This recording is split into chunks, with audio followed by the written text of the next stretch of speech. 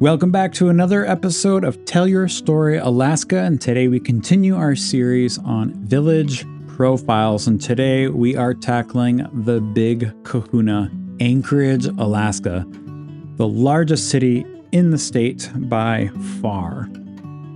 We're also going to be covering Anderson, Alaska, which is great because that is my mother's maiden name. So in a way, it was almost my last name. So we'll be covering Anchorage and Alaska. Anchorage is known most for being the largest city in Alaska with a population of just under 300,000 people. According to the 2020 census, it's 291,247. It contains nearly 40% of the state's population, but if you include the Matsu Valley, which is kind of the area where I live, it is over 50% of the state's population. The area of Anchorage is so large, it is considered the fourth largest city in the U.S. by area. However, only 10% of the area is populated. So Anchorage reflects much of what the rest of the state is like, a massive, huge area with teeny tiny pockets of population. So Anchorage is in of itself sort of a caricature or an archetype, if you will, of the rest of the state. The highest temperature ever recorded was 90 degrees, and the lowest temperature was 34 degrees. So this area is not quite as chilly as other places in Alaska, probably because it sits right on the ocean where we got warm ocean currents coming up, moderating the temperature. I grew up in Chicago. I live an hour out of Anchorage. I grew up in Chicago, and it is comparable to me to the Chicago winters where we are because of the moderating ocean nearby. But still, it is Alaska. So negative 34 being the coldest temperature, still pretty chilly. I myself, where I am, I think at my house, the coldest temperature I've seen is minus 30 in the Matsu Valley area. All right, some may assume that Anchorage is the capital of Alaska, but it is not. I actually thought Anchorage, I didn't really think about it, to be honest, but I assumed Anchorage was the capital of Alaska. But not even recently. I've known for a long time, but Juneau is the capital of Alaska, not Anchorage. There has been talks of moving it to Anchorage or even to Wasilla, but still, it still remains at Juneau. And I've heard that our state senators and congressmen, they have regular trips with the airlines and stuff. I mean, maybe they have private jets. I don't even know. But they have to travel very frequently to Juneau. So it is a little weird because Juneau doesn't even have roads to it. It's sort of it's isolated community. I've been to Juneau once. I had to fly in there to get there. But that's where our capital is, not Anchorage.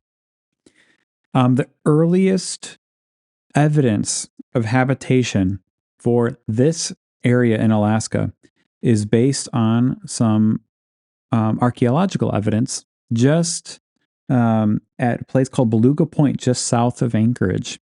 Other than that, it does look like Anchorage area was basically just wild, uninhabited land until recent history.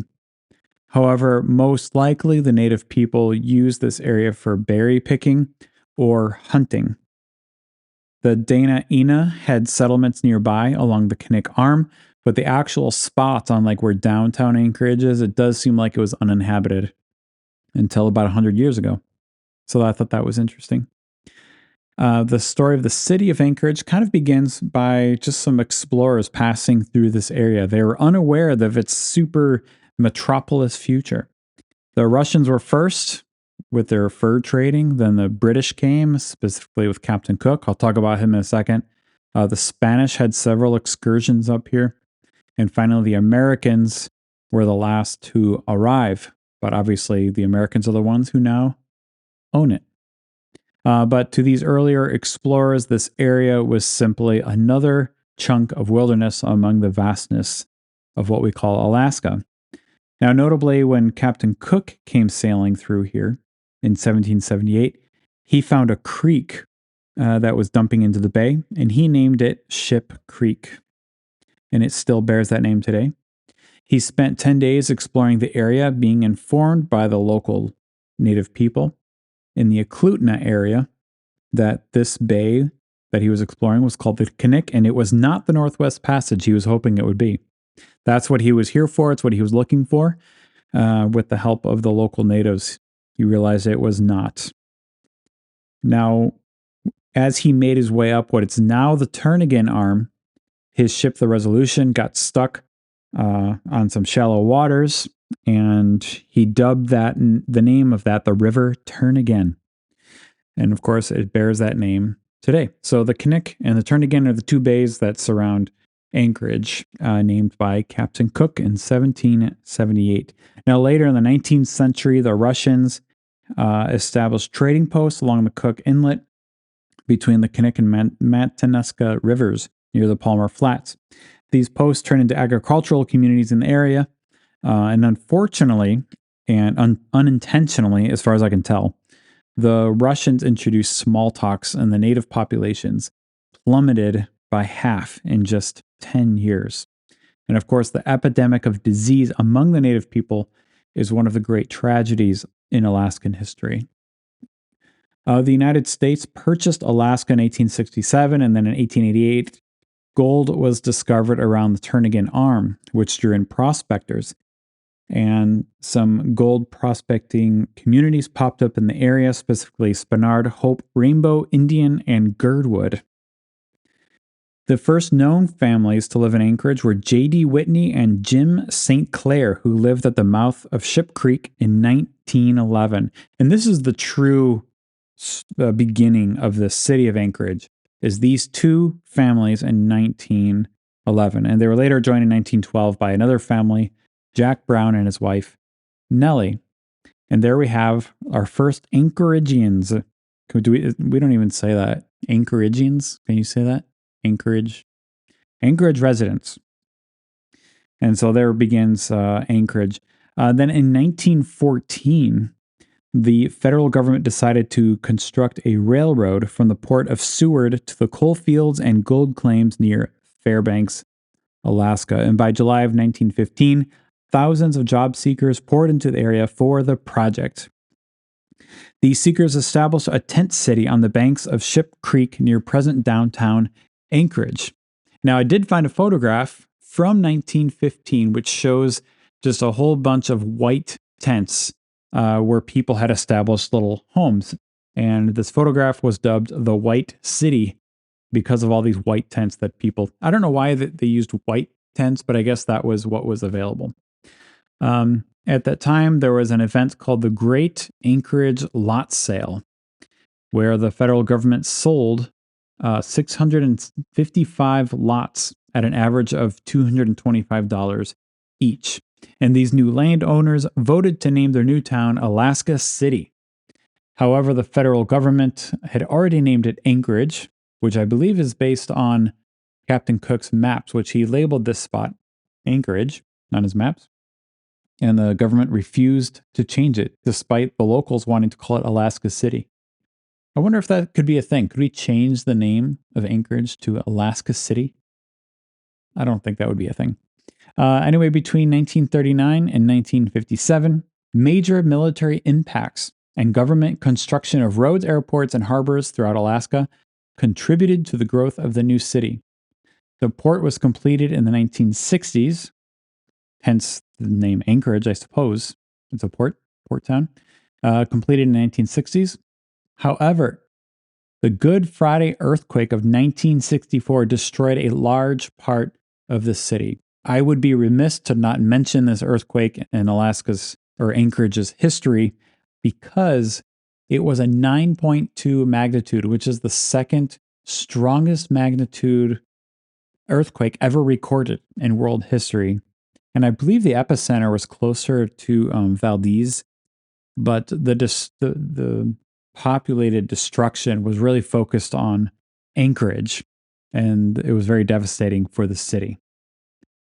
After the earthquake during the 1970s, the development of the Prudhoe Bay oil fields, so the discovery of oil up north, and the construction of the Trans-Alaska Pipeline brought rapid growth to Anchorage, and in just a 10-year period, the population, office spaces, and housing tripled in Anchorage. So you could say that the discovery of oil way up north contributed wildly to the rapid growth of Anchorage as a city. Now, as far as church history, um, it, it kind of starts very, very early on. Like we talked about, it kind of starting as a city in 1914. But you could say that church history in Anchorage begins with a man named Reverend James L. McBride. McBride traveled up from Cordova, Alaska to Anchorage to see what this bustling new um, community was and to see if a church could be planted there. So he traveled there in 1916 and he organized the first Presbyterian Church of Anchorage on January 14th of 1917. By 1942, there were 6 churches in Anchorage: the Presbyterians, Catholics, the Episcopals, the Church of the Open Door, the Church of God, and the Christian Science Church. I did not know that the Christian Science, I don't know much about Christian Science, but I definitely did not know that they were in Anchorage. That's interesting. A little later came the Baptists, the Lutherans, and the Methodists, and these groups started orphanages and seminaries during those earlier years. And then in 1965, the first seminary of the Seminary of the Church classes were held at Emmanuel Presbyterian Church. So first seminary in Alaska in 1965. In 1971, the Anchorage Friends Church arrived. In 1976, the first Assemblies Moravian Church. And of course, the Moravians have a very rich history, and they have a very good history in Alaska, and they planted a church in 1976 in Anchorage. Now, today, the largest church in Anchorage is Change Point Alaska Church. I did have one of their pastors from Change Point named Chris Kopp on my show last year, where he talked about the current state of the church in Alaska. Very, very interesting. You should go back and check that one out. It is such a large place. When I visited there, it's like going to just like Mall of America. It felt like it was just a very large, very established, many, many people. They have 4 campuses. 2 of them are in Anchorage. One's in the Mat-Su Valley, and one is up in Kotzebue, way up north, up on the west coast of Alaska. According to the website, it says it started as a home Bible study in 1989 and is now the largest church in Anchorage and really the whole state. Now, today, Anchorage has many Protestant churches throughout the city, but there's also a Mormon temple. There is a Baha'i Faith church. I don't know if I'd call it church. I don't remember what they call it, but they do have their base they have a facility there for the Baha'i Faith. So you need to go back and listen to, I do have an episode about Mormonism in Alaska and an episode on the Baha'i Faith in Alaska. Very, very interesting. And those are based in Anchorage. A quick Google search showed up about 16, give or take, Catholic churches in Anchorage, and there's also a handful of Orthodox churches. There is an Islamic Community Center of Anchorage for the Muslim community in Anchorage. Now, Muslims are interesting in Anchorage because they come from over 50 different countries that have converged here in Anchorage. Very, very interesting. I met a guy who does ministry among that group of people. According to Wikipedia, Anchorage is 66% white, 5.6% black, 8% Native American, and 7.6% Hispanic. And so I don't see where the Muslims fit in with that data. I do know that Muslims should, Arab should also make up some of that, but I did not see the data online. The Anchorage School District is considered a minority/majority school district. Talk about being confusing. But it just means that more than half of the enrolled students are considered minorities. So I thought that was interesting. Someone who works in the school system once told me that one of the high schools in Anchorage has more languages spoken within the walls of the school than any other high school in the nation. Now, I heard that, and I did a search to verify it, but I didn't see that data online. But someone who works in the system told me that. So you can take it with a grain of salt. But regardless, Anchorage is shockingly diverse. It's not like the most diverse place in the country. I kind of looked that up according to data. There's other places that are considered more diverse. But still, Anchorage is surprisingly diverse. It's not just like white people and Native people. I know there's Koreans that have communities there. And I've specifically met quite a few Latino people. And being a Spanish speaker myself, it's pretty fun to meet them. Now, I want to be careful not to be a downer, but almost any time I talk about Anchorage, the issue of homelessness comes up. And it's true. Every time I drive into Anchorage, you see these little tent communities and homeless people kind of wandering up and down the sidewalks. And it's just kind of, you have conflicting feelings when you see those. I'll put it that way. So it's notable, the issue of homelessness in Anchorage. And it makes you go, how on earth? Like, I always have that thought. If you're going to be homeless, do it in Florida. But people do it here all the time. They're able to survive the winters in tents. Even just the other day, I went to Anchorage. I drove there to buy a couch that I found on Facebook Marketplace, which is Facebook Marketplace. It's like an Alaska thing. We have our own little Facebook Marketplace community. I do everything on there because being up here, we're kind of isolated from the lower 48. And so you find those rare items on Facebook Marketplace that you can't just buy at a store here because people have them shipped up and stuff. It's like a little treasure trove. Anyway, I found a couch that I wanted, and I went to Anchorage to pick it up. And I had a discussion with the man who I was buying it from, and that's what he brought up. We were just chatting about Anchorage, and that's what he brought up was the homelessness issue. And he pointed to an area nearby where they had just cleared out a home that was a homeless encampment, and now they've just cleared it. Like they just removed all the tents. And so it's an ongoing issue, very complex. And it is amazing that people live in tents year round in Anchorage. I found an article about this issue of a reporter who went to an encampment.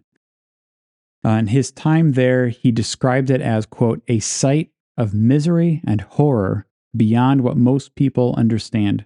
Whether through intention or apathy, Anchorage has created a functionally lawless environment where violent people rule and vulnerable people experience cruelty on a regular basis.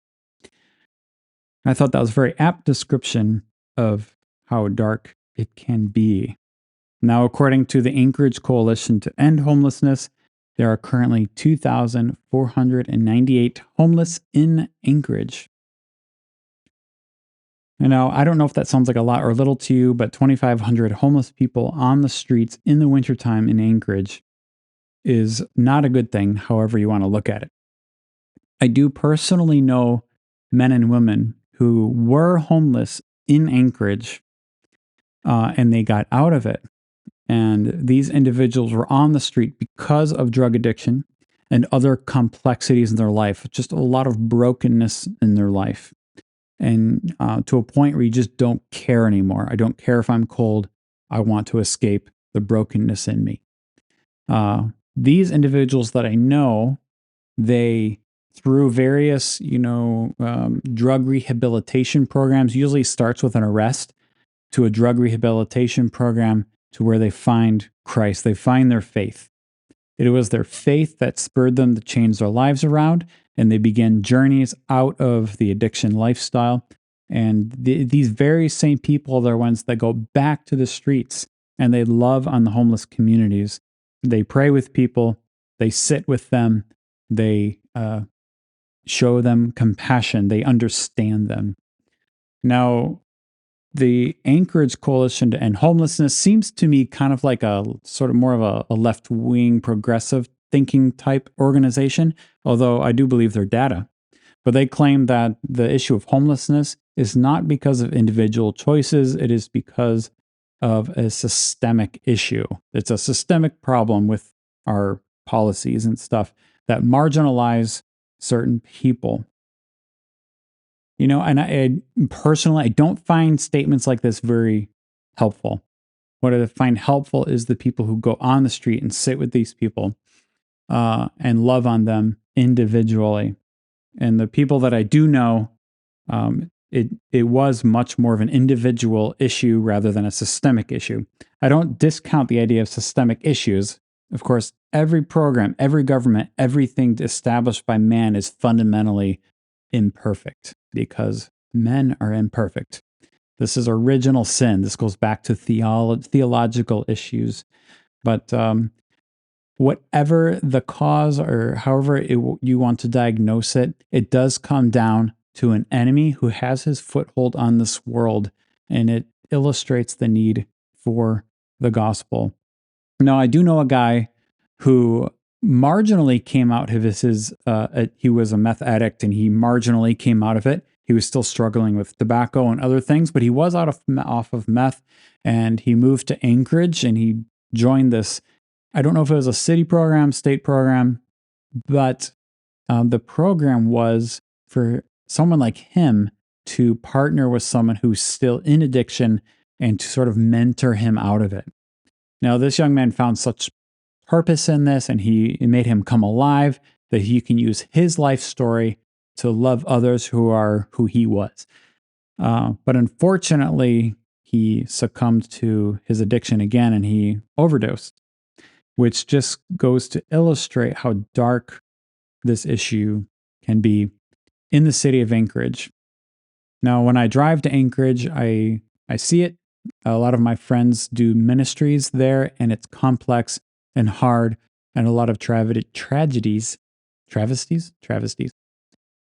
that happen there. And I wish that wasn't an issue, but it is. Sin is so horrible, and its effects reverberate far and wide. So, yes, homelessness in Anchorage is always something that's just visually notable when you go there.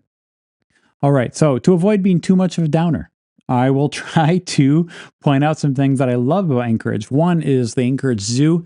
I've taken my kids there many times. They have a chance to see polar bears and wolves, muskox and bears and eagles. And one of the neat things about the zoo is that most of the animals there are rescue animals. Like these animals would have perished unless the zoo stepped in. So, if you have those conflicting feelings about zoos and confining animals, this is one of those zoos that most of their animals are rescues, which is pretty cool. So we love the zoo. And whenever people come to visit me up in Alaska, almost all of them ask me if they can go to Moose Tooth Pizzeria.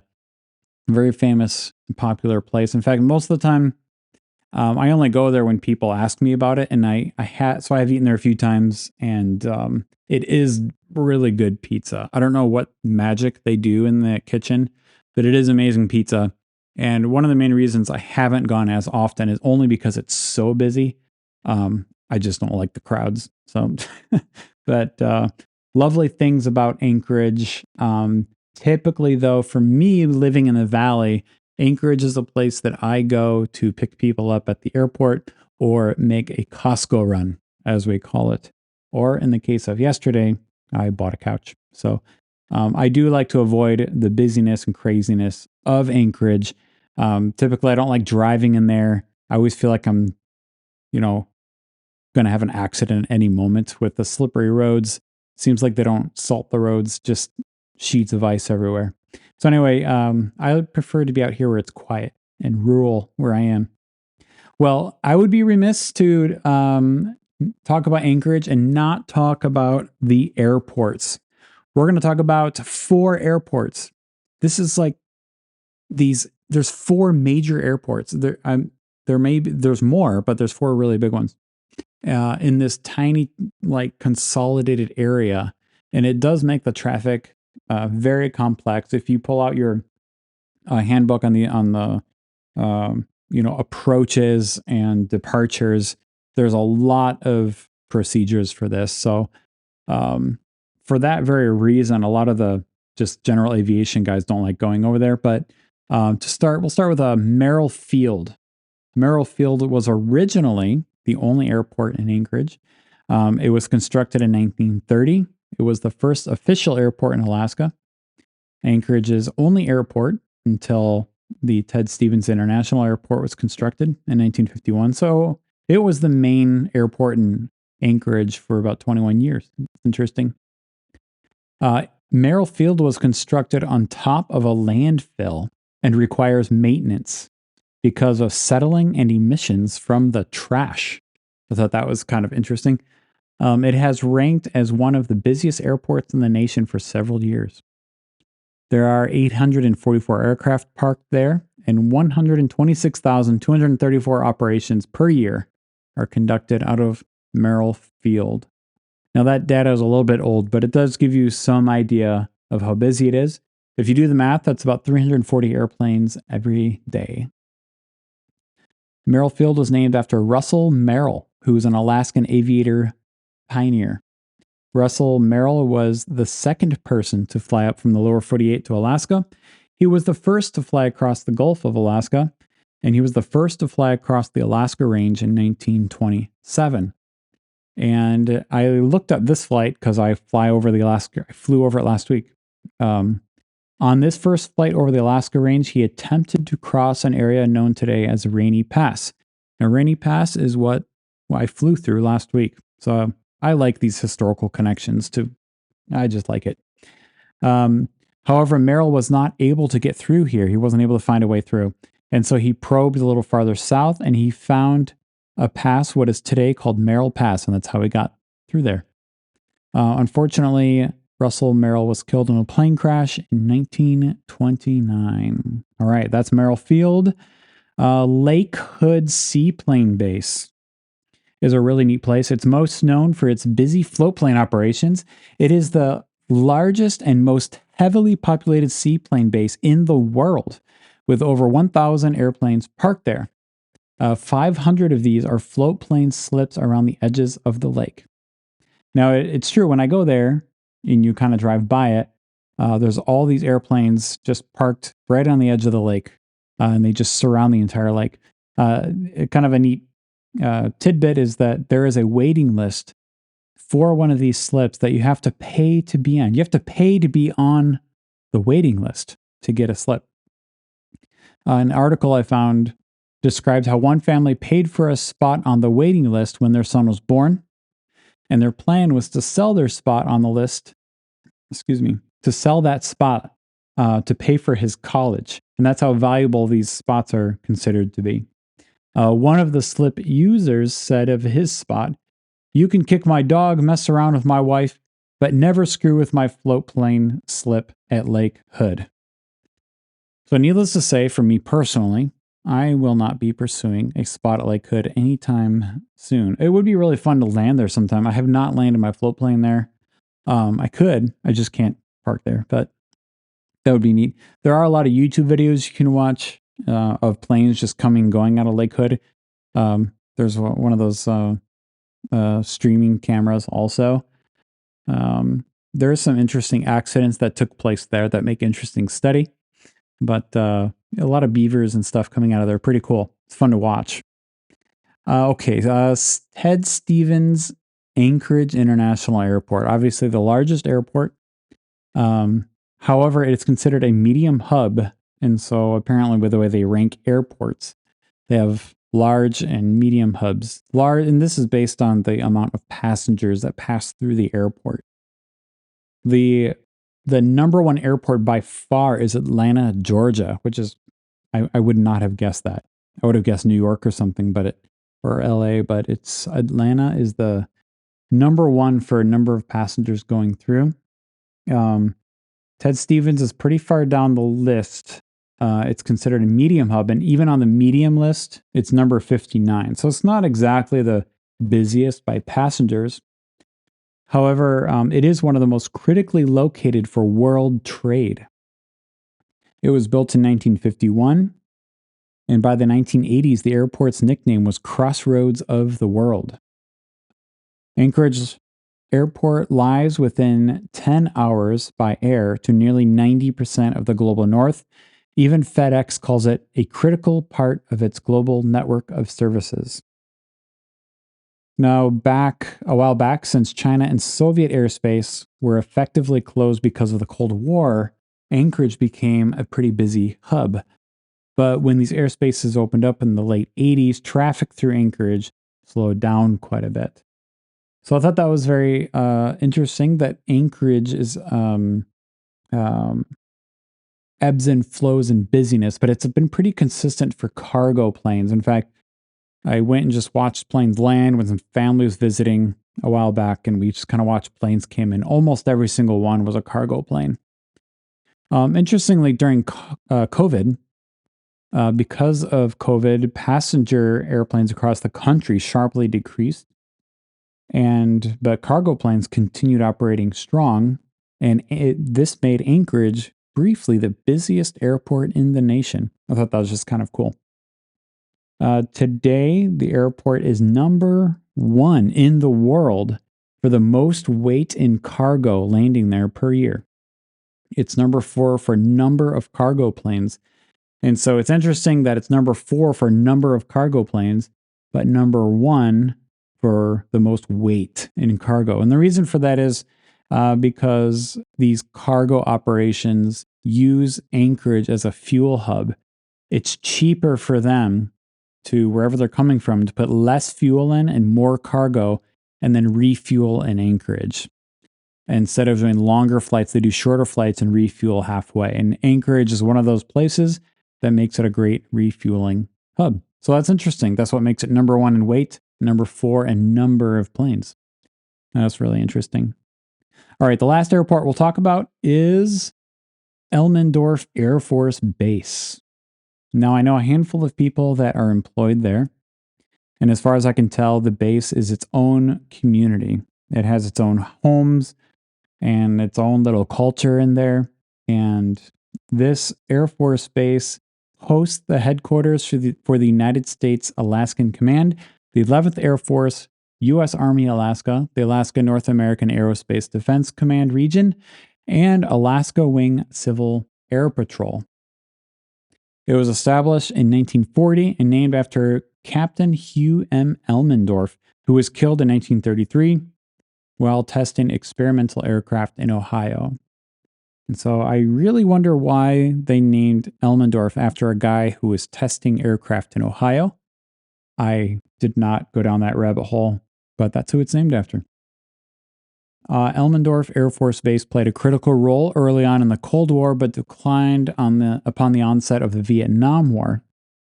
Now, as a regular citizen myself, I am not military. I know this place as the place where the huge C-130s that fly over my house come from. They have a routine that they fly.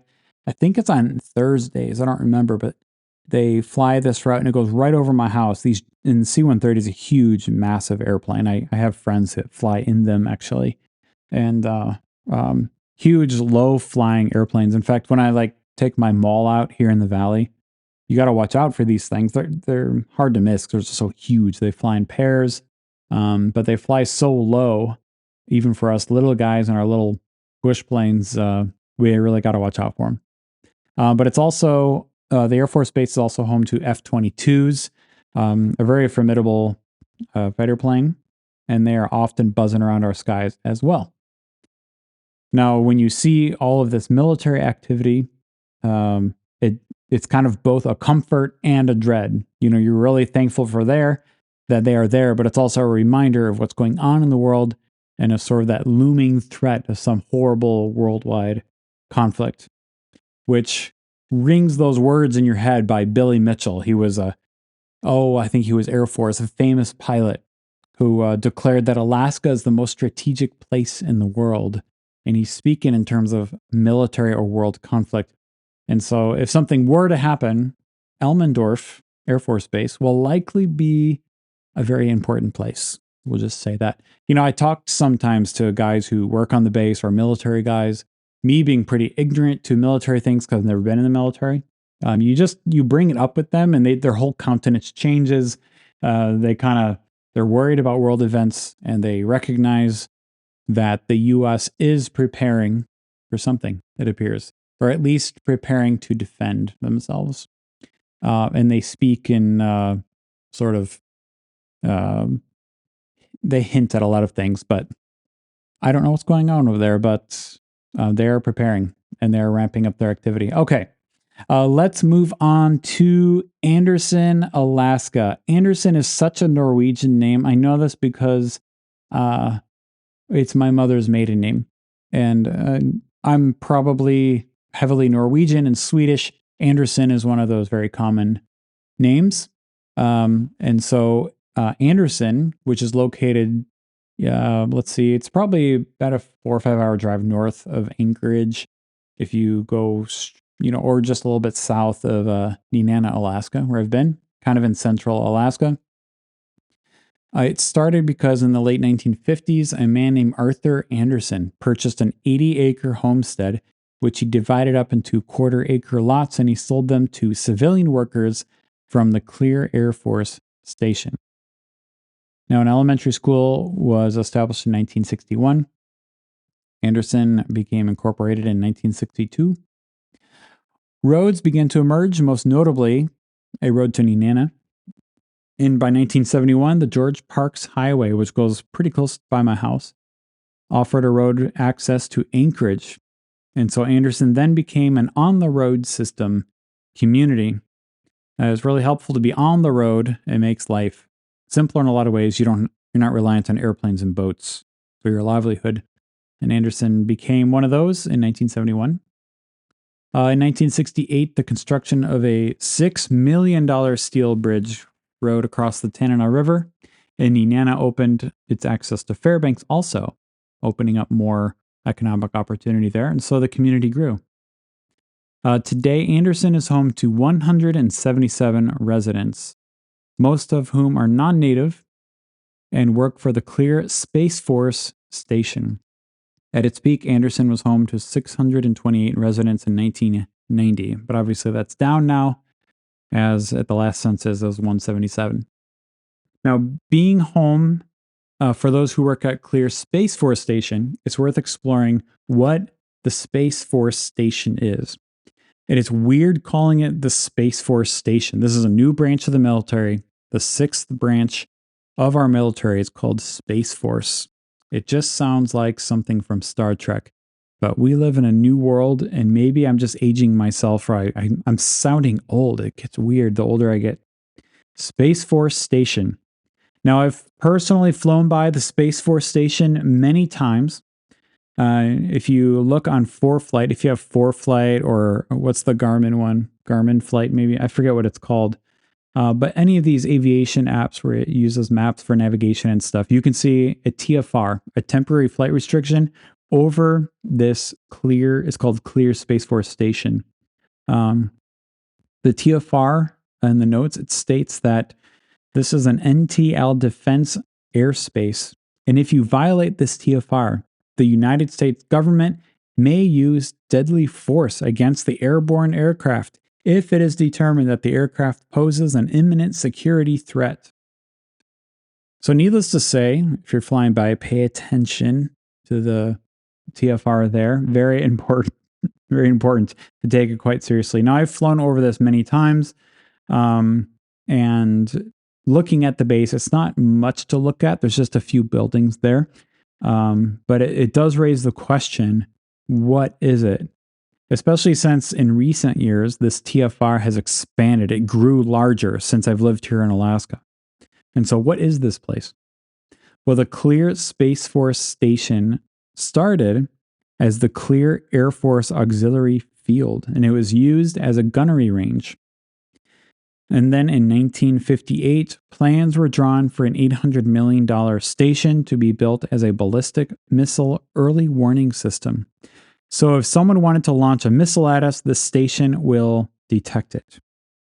This is a technological improvement from what we had before, which is a handful of small stations along the coasts of Alaska and Canada. And so we're just improving our technology with this station. When President Trump established the Space Force, the branch of the military, Space Force, which was December 20th of 2019, this station became the third station to be reassigned under this new branch of our military. Upgrades to this system have been made over the years since its inception, but most recently in 2022, they upgraded it to something called long range discrimination radar, which has the capacity to offer continuous coverage even during maintenance. Now, I don't know a lot about this, but all I know is that this thing is extremely powerful, and I am told by local pilots that when it turns on at full blast, you do not want to fly in front of it.